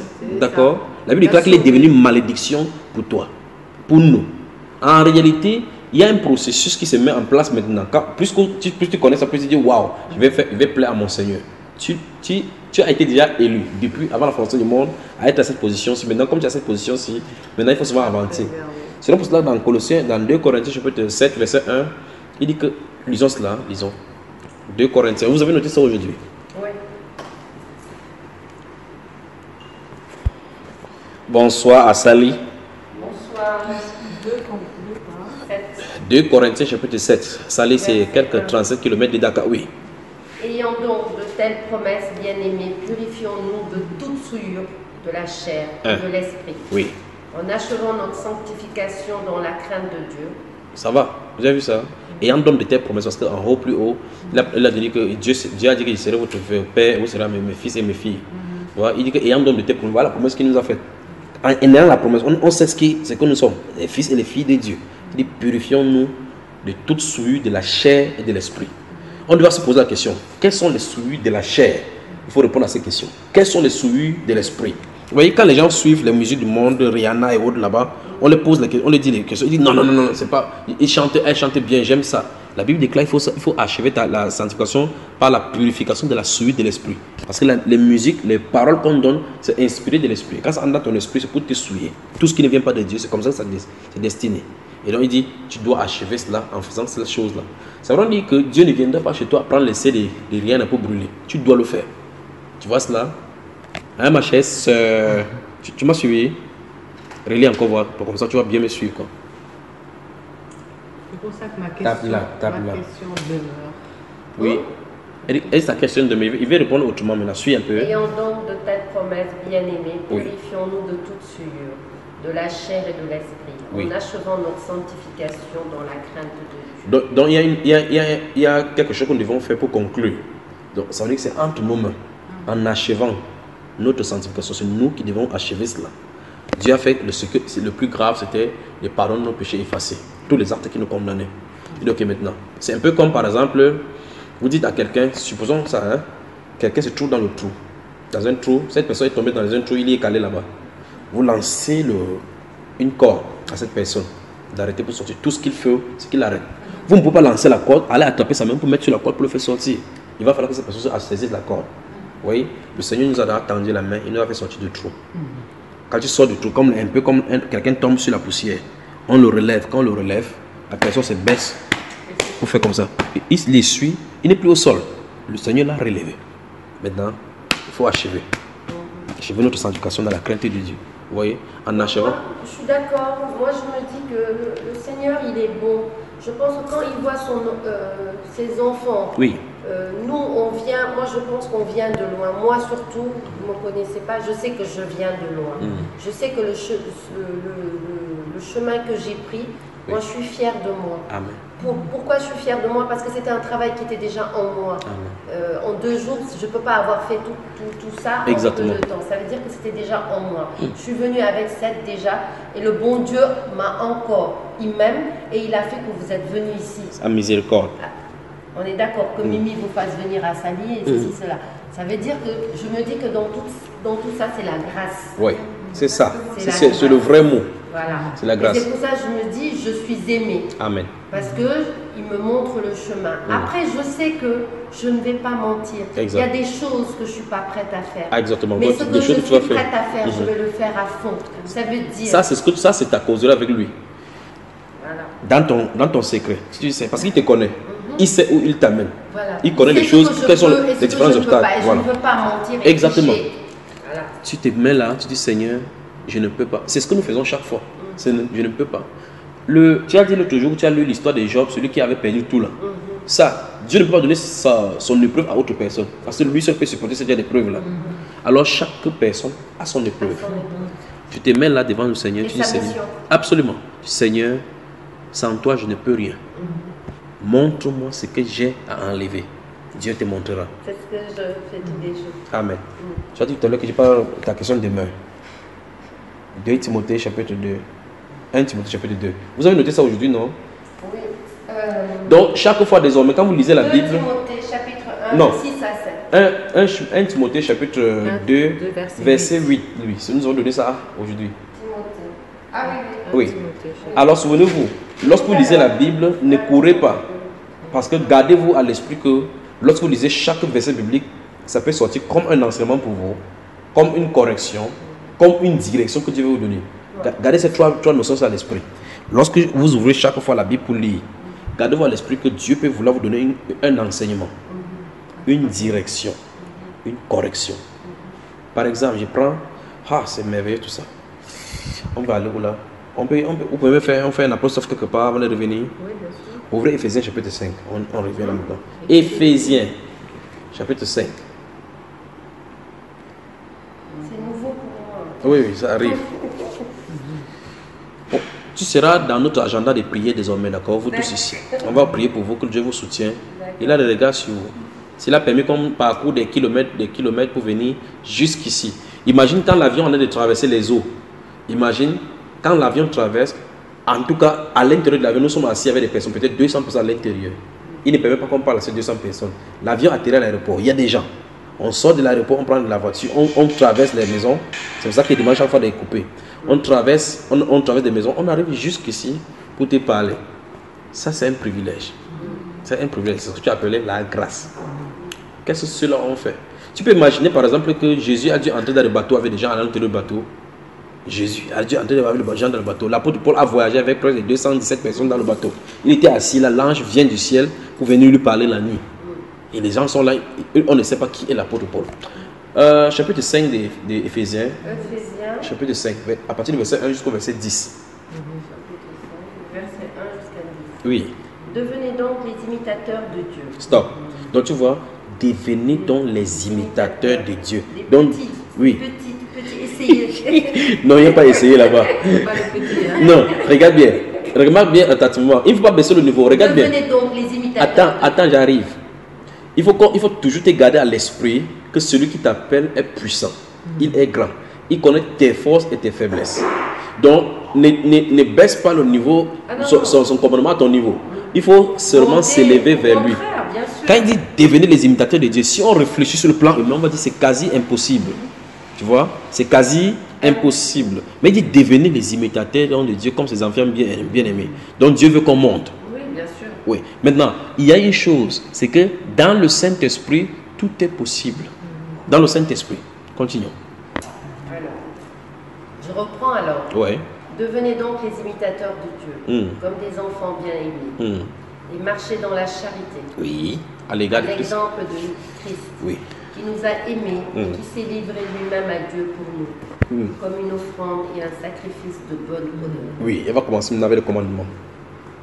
Que l'impudicité, qu'aucune espèce d'impureté et que la cupidité ne soit pas même nommée parmi vous. Stop, tu as vu?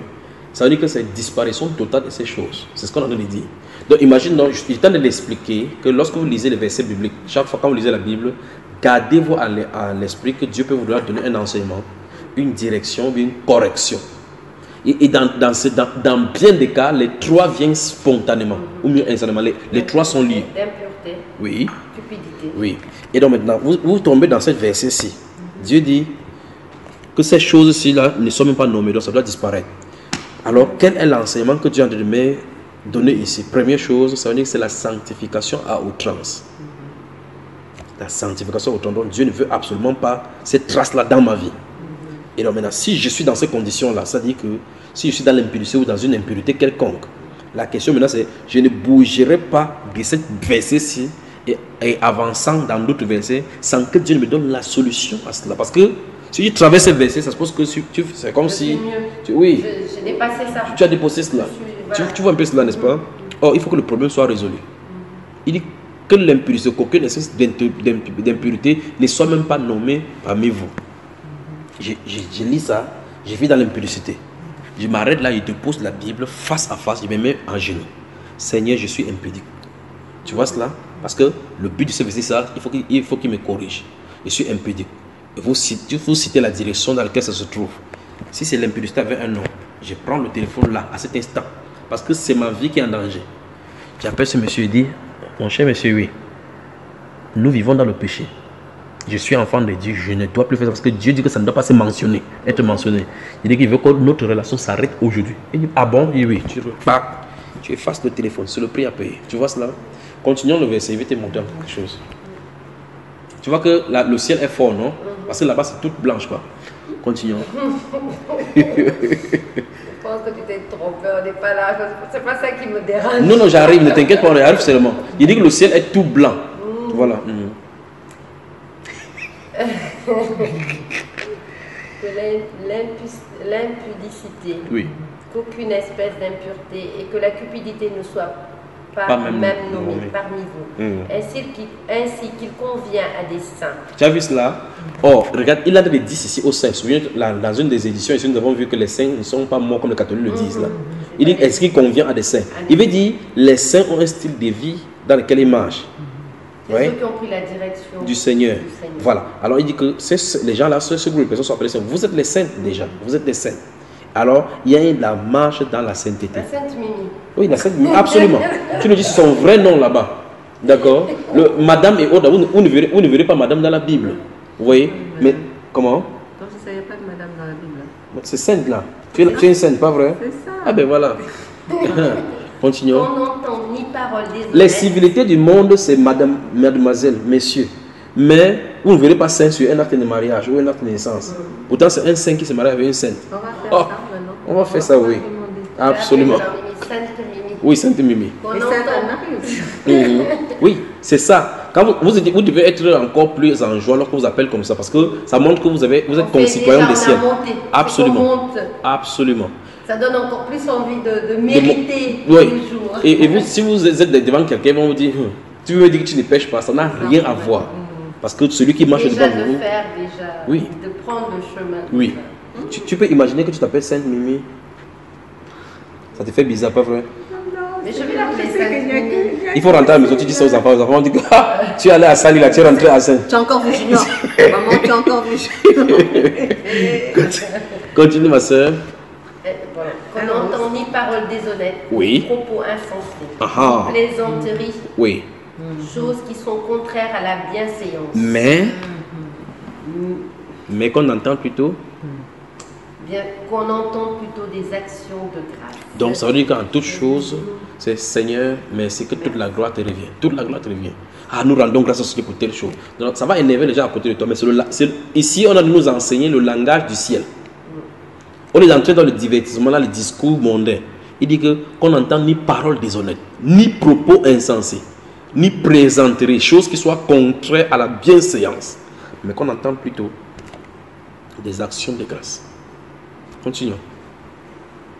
Car sachez-le bien, aucun impudique ou impur, 2, ou cupide, 3, c'est-à-dire idolâtre, n'a d'héritage dans le royaume du Christ et de Dieu. Pourquoi il incite ainsi?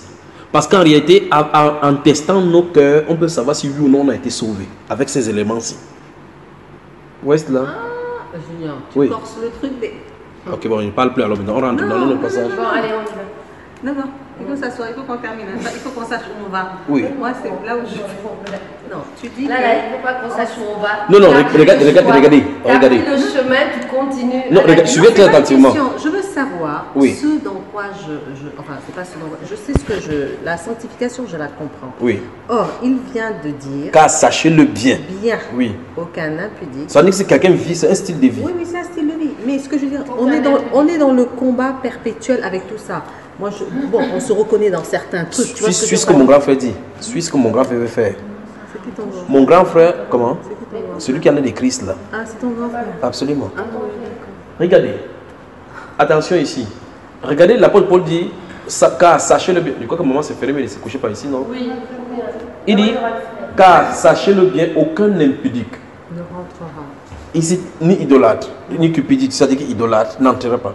Alors, vous voyez effectivement que ça veut dire que dès le départ, il dit les gens, des choses comme ça ne doivent pas être nommés parmi les saints. D'accord? Parce qu'en réalité, les gens, vous allez aller dans toutes les dénominations, vous allez voir effectivement tout le monde y est, chacun se fait appeler pour chrétien. Ici, donc, c'est un test pour savoir effectivement si la personne vit dans la cupidité ou pas. C'est-à-dire que la capacité de ton cœur à se séparer des biens matériels, des biens terrestres, pour être dynamisé vers le haut. C'est ça, ça peut te donner le test pour toi pour savoir si tu es plus spirituel par rapport au matériel. Moi, je pense que ça, on le fait, Mimi. Oui. On le fait déjà dans notre changement, dans beaucoup de changements qu'on a eu.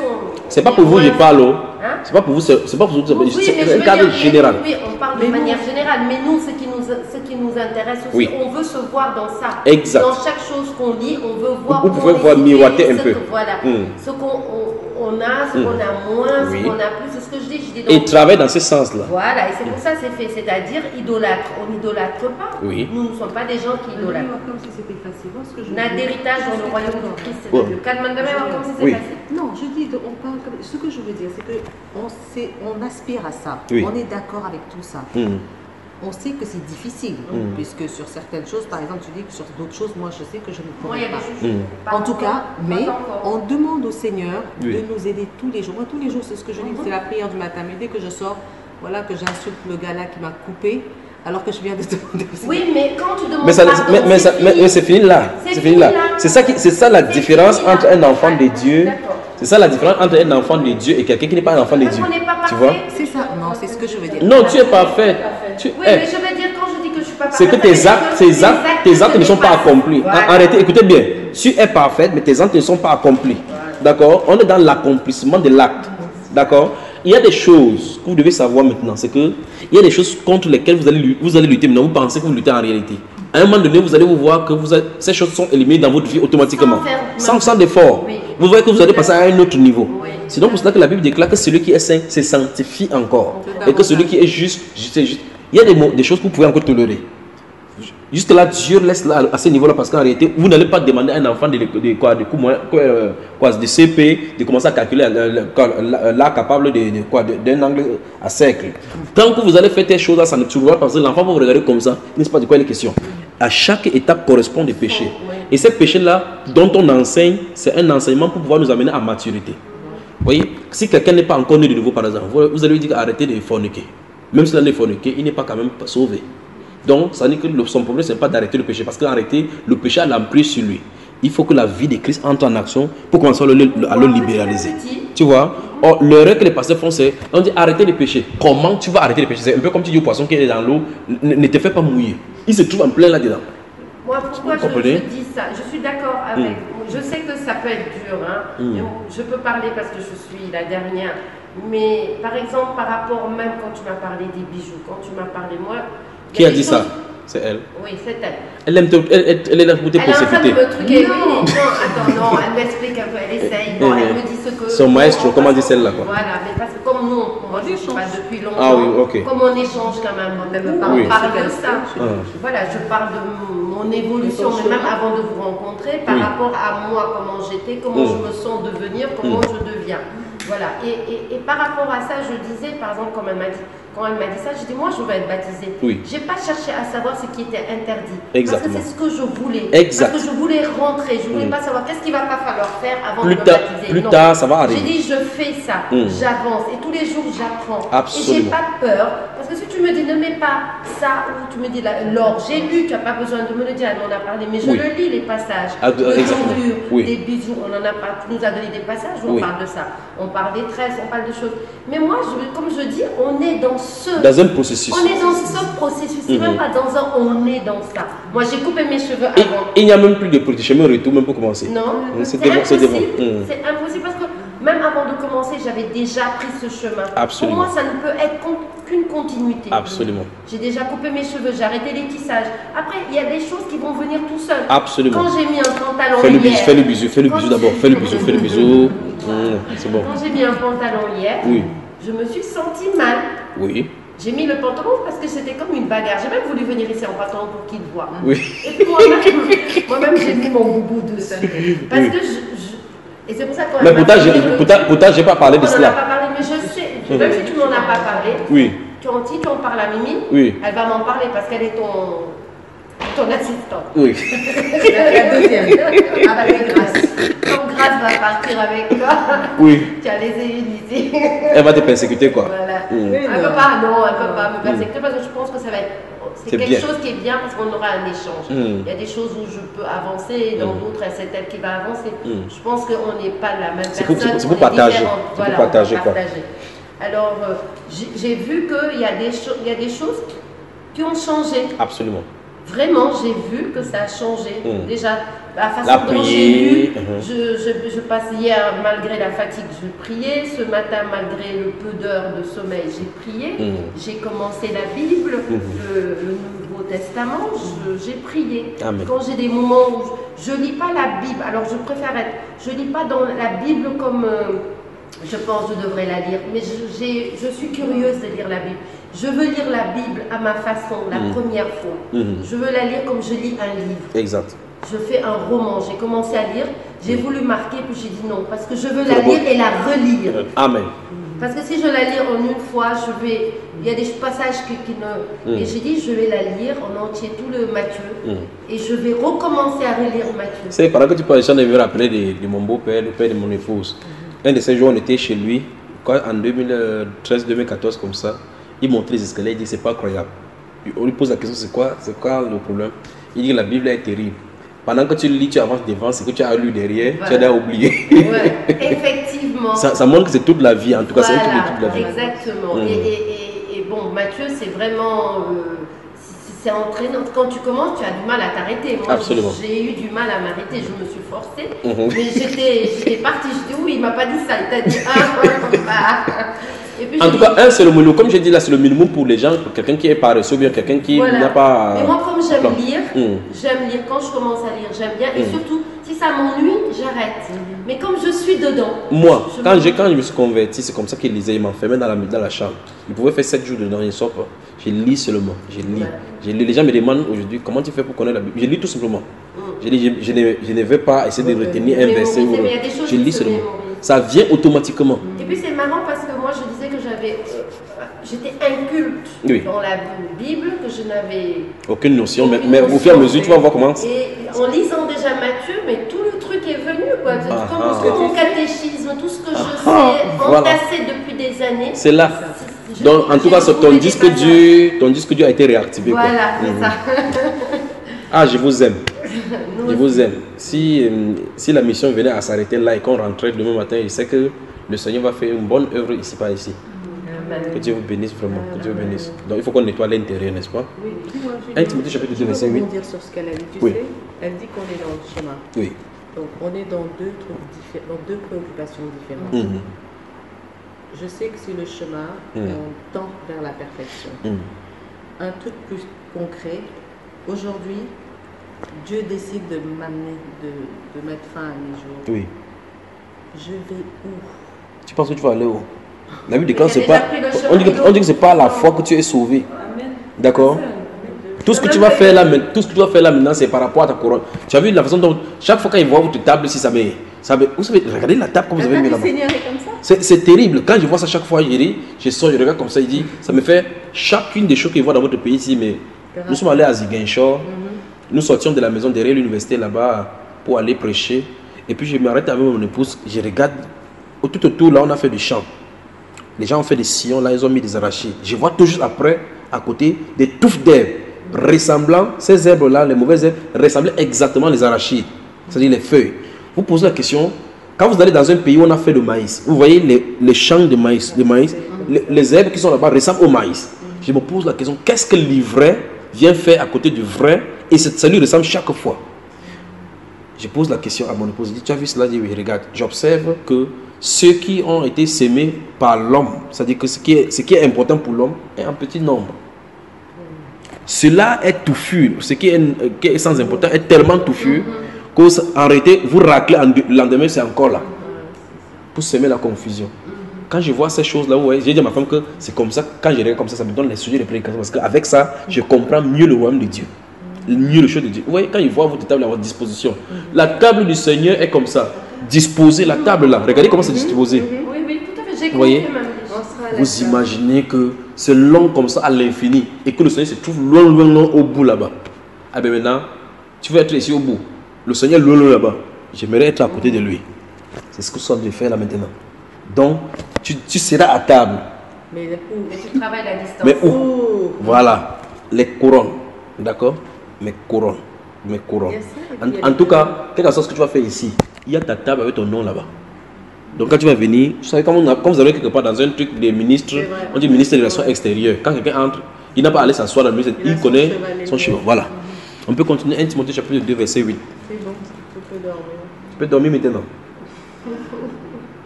Gardez-vous à l'esprit que ce n'est pas la foi qu'on est sauvé. Gardez-vous à l'esprit toujours que ce n'est pas la foi qu'on est sauvé. D'accord? Et ce n'est pas la grâce. Donc, non, maman était chrétienne, c'est pour ça que je suis chrétienne. Non, ça ne marche pas comme ça. Allons-y. 2 Timothée? Non, 1 Timothée. 1 Timothée 2. Je suis désolé parce que dans 2 jours, on sera parti. Pourtant, si on avait 1 mois ici, je suis sûr que vos cœurs auraient secoué comme ça. Tout ce que Dieu fait, bon, madame, c'est bien. 1 Timothée chapitre 2. Verset 8. Verset 8 seulement. Je veux donc que les hommes prient en tout lieu, oui, en élevant des mains pures, sans colère ni mauvaise pensée. Voilà donc un autre passage.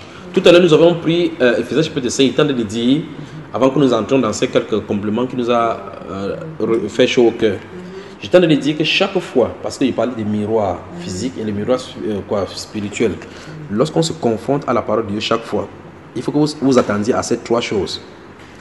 Le verset biblique, ou mieux les passages que je suis en train de lire, doivent m'enseigner quelque chose. Ça peut enseigner quelque chose sur toi, sur tes relations, sur la connaissance de Dieu, sur ce que Dieu veut que tu fasses, sur tes projets, sur tes pensées, sur ton futur, sur ton passé. Voilà les différentes orientations qui puissent être là-bas. Le verset suivant. Ne t'inquiète pas par rapport au verset 9, ne vais pas là-bas, n'essaye pas, je te vois venir. Maintenant, alors, pendant que vous êtes devant ce verset, la méditation peut te conduire à comprendre que Dieu veut que tu corriges un fait. Ici, dans ce verset 8, il dit, je veux que les hommes prient en tout lieu. La chose, c'est tout lieu. Donc, dans ton bureau, tu dois prier. Tu peux prier.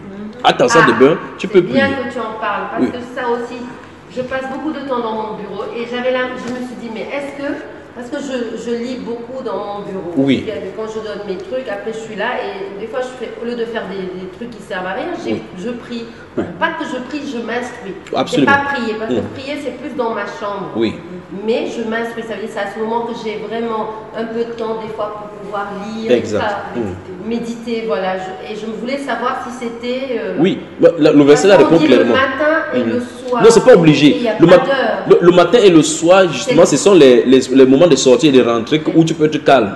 Mais si tu peux trouver des moments, parce que ceux qui travaillent, qui ont des pauses, tu peux avoir une pause et puis tu peux pas t'enfermer quelque part. Tu le fais. Voilà. Maintenant, la Bible déclare que je veux que les hommes prient en tout lieu, enfin c'est en tout lieu, pas vrai? Oui. En élevant quoi? Je lis encore. Je veux donc que les hommes prient en tout lieu. Il a bien dit tout lieu. Oui. Donc il n'y a pas d'endroit où on peut dire que non. Comme chez les musulmans, on dit que non, tu ne peux pas prier à côté de Wessi, tu ne peux pas prier. Oui. Non. Les hommes prient. Dieu est esprit. Tu vois cela? En tout lieu. Parce que j'ai déjà pris je prenais ma douche. Oui. Quand je prends ma douche, il m'arrive d'avoir des pensées de Dieu et je parle sous la douche. Exactement. Et c'est vrai que les musulmans disent qu'on ne parle pas dans la douche. Non, c'est eux qui disent. Parce qu'on n'est pas... Voilà. Et que moi...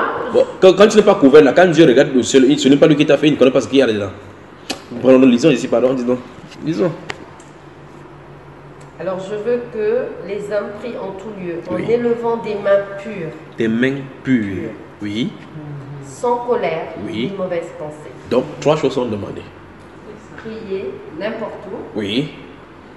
Avoir les mains pures. Oui. Ne pas avoir de haine alors. Oui, on peut ramifier dans n'importe quel endroit. Si ce n'est pas encore maintenant, vous allez me ramasser ici comme les abeilles. Sans colère, ni mauvaise pensée. Sans colère, ni mauvaise pensée. Et là, nous rejoignons encore ce que le Seigneur Jésus-Christ avait dit. Vous voyez effectivement que chaque fois, l'évangile va s'harmoniser. Jésus, notre Seigneur, a dit à Matthieu 28 à ses disciples, enseignez-leur à observer tout ce que je vous ai prescrit. Vous voyez, tout ce que je vous ai prescrit. Tout à l'heure, quand nous avons entamé ces petits enseignements, nous avons vu au verset 20 du chapitre 7 de Marc, que le Seigneur dit car c'est de l'intérieur que viennent les vols, les adultères, les mauvaises pensées. Tu vois cela? Les adultères, ainsi de suite. Ici, le Saint-Esprit dit, je veux que vous priez. Vérifiez que votre main sont peu... Or, il dit ici, il ne dit pas ça aux païens, il dit ça à ceux qui ont cru. C'est là où ça devient encore plus intéressant. Vous voyez cela? Il dit, il faut que j'en fasse bien là-dessus. Il dit, je veux que les hommes prient en tout lieu. Vous voyez cela? On doit prier. Maintenant, il s'adresse ici aux croyants. Il dit, en élevant les mains.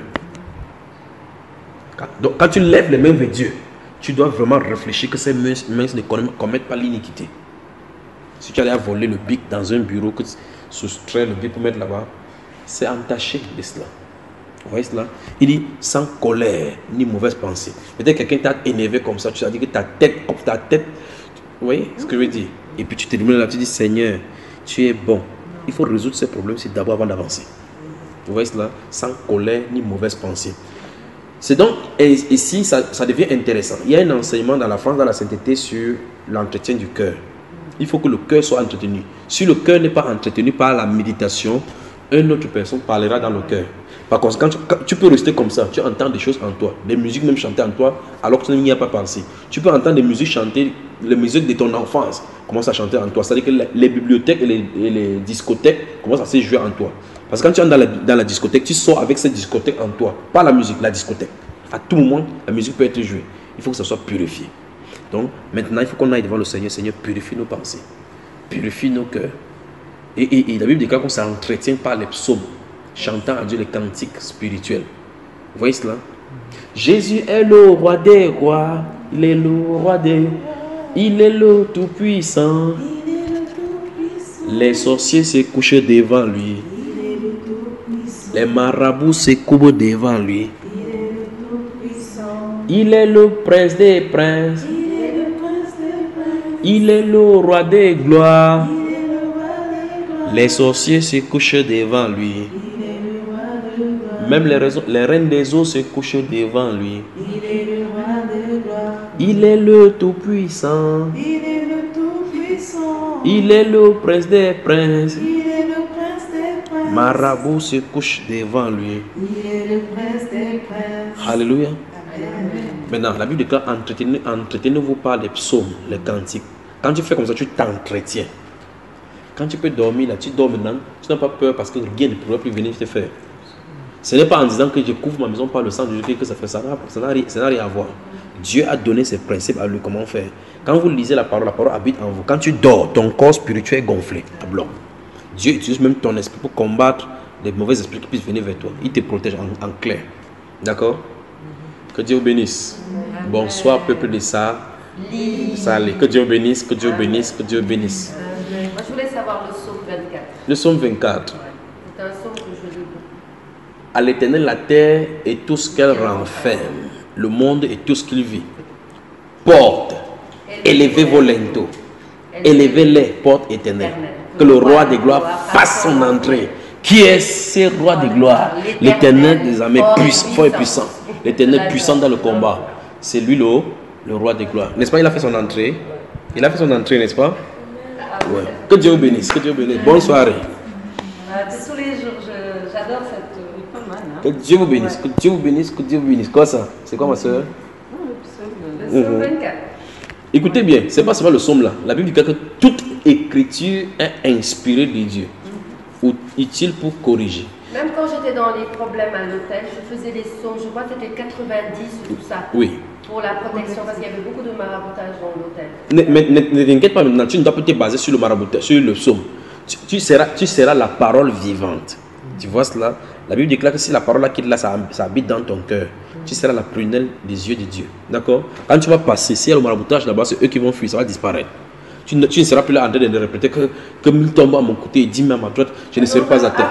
Tu vois ça? C'est la maman de Maïssa qui me les avait donnés. J'ai fait pendant longtemps les psaumes. Lis seulement la Bible. Ouais. La Bible déclare que vous êtes la lumière du monde. Or, la Bible déclare que ta parole est une lampe à notre pied, une lumière sur notre pensée. Ta parole est une lumière à notre sentier. Maintenant, si la parole est une lumière à notre sentier et que nous sommes nous-mêmes la lumière du monde, ça suppose que Dieu veut que nous devenions des paroles vivantes. Tu vois cela? Quand tu as des paroles vivantes, tu es toi-même le psaume. Tu vois cela? Tu es le psaume. Je me couche et je m'endors. Parce que l'Éternel est mon aide, est mon protecteur. Tu ne récites plus les psaumes. Parce que celui qui récite les psaumes veut à tout prix amener Dieu sur la scène et convaincre son être intérieur que le sortir ne peut rien. Mais s'il fait comme ça fait oh là-bas, il va d'abord secouer d'abord, bouger avant de regarder, avant de revenir encore. Pourtant, quand je me couche, je m'endors, je suis dans la sécurité totale. Parce que ma confiance repose dans le Seigneur. Tu ne me verras pas en train de me prosterner là-bas pour réciter les psaumes que Dieu me protège, jamais. Je ne ferai pas cela. Vous voyez cela? Mais vous voyez qu'à un certain niveau donné, c'est nécessaire pour ceux qui n'ont pas des armes. C'était avant ça, oui. Voilà. Maintenant, tu es la lumière du monde. Maintenant, tu es la lumière. D'accord? Quand tu vas dans la chambre, dans le prier que Dieu te protège contre des sorciers, dis Seigneur, je t'adore, je te célèbre. Quand tu te célèbres, dors. Il va dire ma fille m'a célébré, je vais la protéger. Oh, ne viens pas pour lui demander de te protéger sans la célébrer. Célèbre-le, laisse-le tranquille, il va s'occuper. Tu es la lumière du monde. Bonne soirée. Amen. Que Dieu te bénisse. Amen. Que Dieu te bénisse, que Dieu te bénisse, que Dieu te bénisse. Amen. Que Dieu te bénisse. C'est ça. Bon. On peut y aller alors. Nous te disons merci Seigneur. Merci mon Dieu, nous te disons merci Seigneur. Merci mon Dieu. Pour cette soirée, nous te disons merci mon Dieu. Nous te disons merci Seigneur. Merci mon Dieu. Nous te disons merci mon Dieu. Nous te disons merci Seigneur. Merci mon Dieu. Pour Dakar, nous te disons merci mon Dieu. Nous te disons merci Seigneur. Merci mon Dieu. Pour Sali, nous te disons merci mon Dieu. Nous te disons merci Seigneur. Merci mon Dieu. Pour ces personnes, nous te disons merci mon Dieu. Nous te disons merci Seigneur. Merci mon Dieu. Seigneur. Merci mon Dieu. Nous te disons merci Seigneur. Merci mon Dieu. Pour cette soirée, nous te disons merci mon Dieu. Nous te disons merci Seigneur. Merci mon Dieu. Pour nos cœurs, nous te disons merci mon Dieu. Nous te disons merci Seigneur. Merci mon Dieu. Pour la maman, nous te disons merci mon Dieu. Nous te disons merci Seigneur. Merci mon Dieu.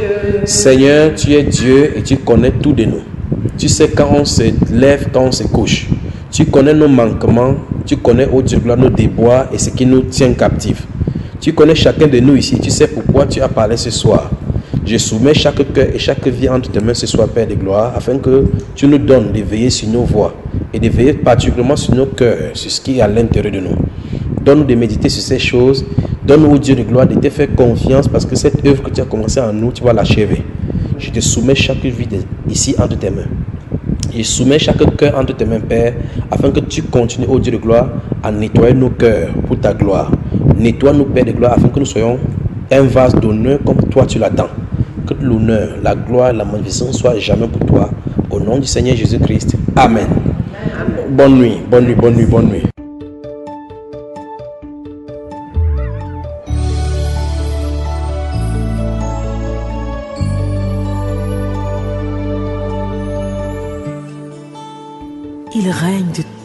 l'éternité. Éternel est son nom.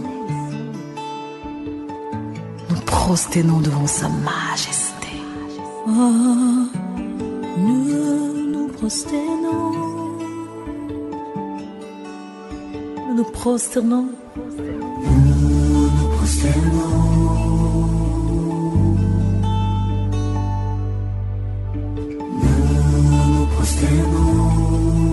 Devant ton trône, nous levons nos mains. Et nous levons nos mains. Nous voulons t'adorer.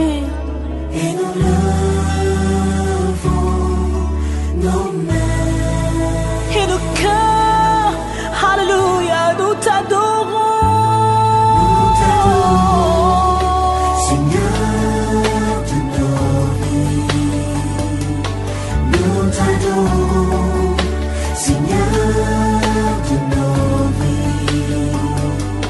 Nous t'adorons, Seigneur, Seigneur de nos vies. Nous t'adorons, Seigneur de nos vies. C'est à lui qu'appartient le salut et la gloire, ainsi que la puissance. Nous nous prosternons devant toi, Seigneur. Nous nous prosternons devant toi. Nous nous prosternons. Oh, tu es digne. Et nous